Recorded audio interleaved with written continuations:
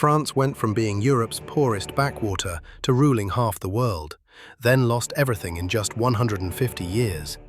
This is the most dramatic rise and fall story you've never heard. Before France was France, it was Gaul, inhabited by Celtic tribes. Conquered by Julius Caesar in 51 BCE, it became a Roman province.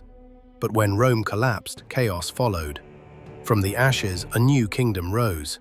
In 843, the Treaty of Verdun carved up Charlemagne's empire. Western Francia became France. For over a century, England and France fought for dominance. France nearly vanished, until a teenage girl, Joan of Arc, turned the tide. In 1600, France was basically medieval.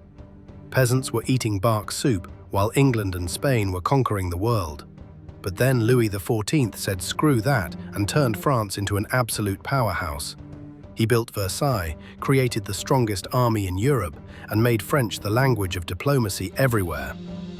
Napoleon takes over, and suddenly France owns most of Europe. This guy conquered Austria, Prussia, and made kings bow to him. French culture, fashion, and ideas dominated everything. If you weren't speaking French at court, you were nobody.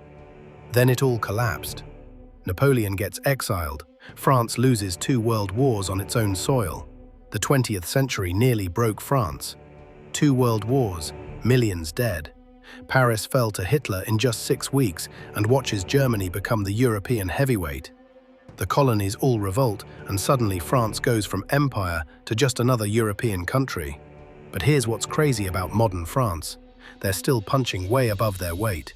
They have nuclear weapons, permanent UN Security Council seat, and their companies own luxury brands that rich people worldwide obsess over. French cinema, food, and fashion still set global trends.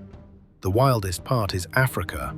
France technically gave up its colonies, but still controls the money supply of 14 African countries through something called the CFA franc.